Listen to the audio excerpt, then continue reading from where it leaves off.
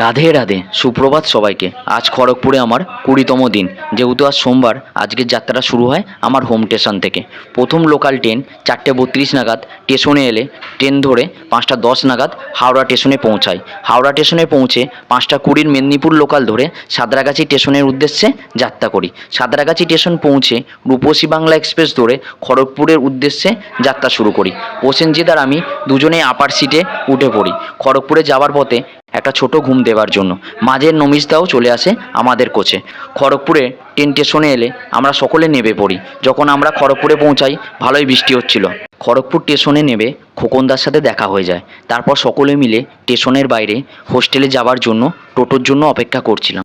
টোটো ধরে মোড় মাথায় গিয়ে দাঁড়াই, কারণ সোমো আমাদের আগেই খড়গপুর স্টেশনে অপেক্ষা করছিল এবং আমরা খড়গপুরে পৌঁছালে একসাথেই হোস্টেলে যাব ঠিক করেছিলাম। সোমো টোটোয় ওঠার পর আমরা টোটো করে হোস্টেলে পৌঁছাই। হোস্টেলে পৌঁছে নিজের রুমে এসে জামাকাপড় চেঞ্জ করে ডাইনিং হলে গিয়ে সকালের জলখাবারটা সেরে নিই। বেলার ক্লাসগুলো অ্যাটেন্ড করি। দুপুর হলে মধ্যাহ্নভোজনটা সেরে রুমে রেস্ট নিয়ে পরবর্তী ক্লাসগুলো অ্যাটেন্ড করি।